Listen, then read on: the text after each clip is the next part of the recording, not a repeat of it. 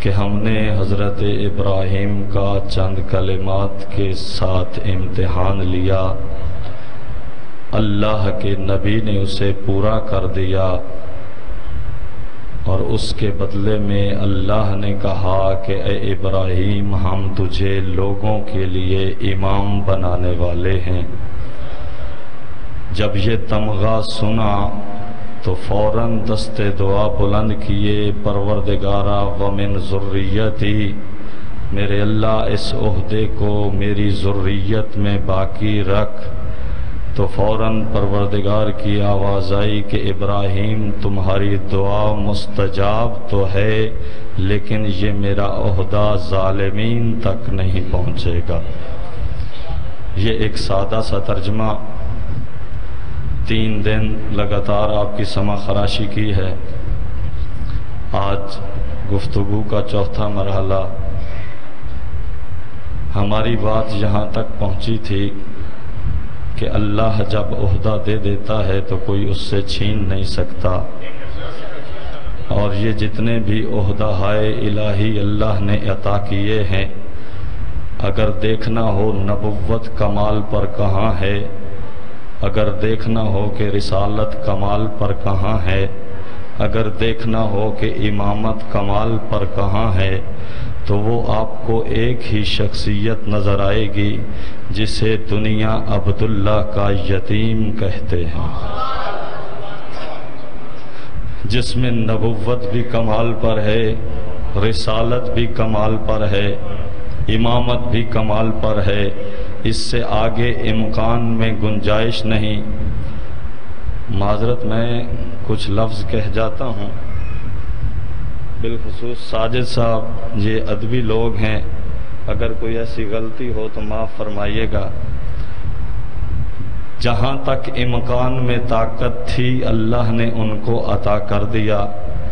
اس کے بعد پروردگارہ آیا یہ نظام بند ہو گیا یا آگے چلا، تو اللہ نے کہا ما ننسخ من آیت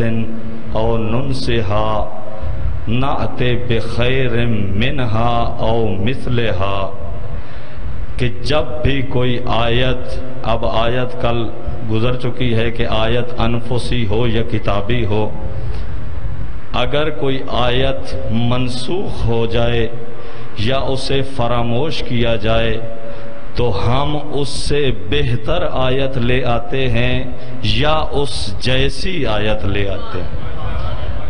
اب پروردگارہ پیغمبر سے بہتر تو کوئی آ نہیں سکتا، آدم سے لے کر خاتم تک جس کا بھی مقابلہ نبی سے کریں سارے مفضول ہیں، پیغمبر افضل ہیں۔ اب اس سے بہتر تو کوئی آ نہیں سکتا، اب ان جیسے لے آئیں گے کہ جو اس دین کو آگے چلائیں گے۔ اور گزارش کی تھی کہ ان جیسے کون سے ہیں، ان کا بھی تعارف خدا نے خود کرا دیا کہ جب اللہ رب العزت نے حضرت آدم علیہ السلام کو حضرت آدم علیہ السلام کے جسم اطہر میں اپنی مقدس روح کو پھونکا، جناب آدم نے عرش الہی کا نظارہ کیا اور آواز دی پروردگارہ مجھے کچھ ہستیاں دکھائی دے رہی ہیں کہ جو تیری اور تسبیح و تقدیس میں مشغول ہیں۔ پروردگارہ یہ کون ہستیاں ہیں جن کو تو نے مجھ سے پہلے خلق فرمایا ہے؟ تو اللہ رب العزت کی آواز آئی یا آدم لولاہم لما خلقتو کا، اے آدم اگر یہ ہستیاں نہ ہوتی میں تجھ آدم کو بھی خلق نہ کرتا۔ سلامت رہے یا الہی،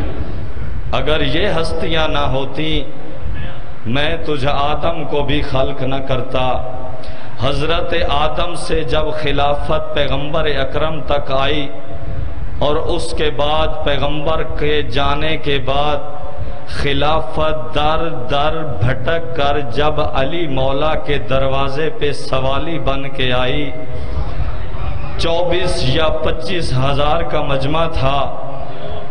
دستک دے کے کہتے ہیں یا علی باہر آئیے، مولا باہر تشریف لے آئے، کہا یا علی مدت ہو گئی ہے،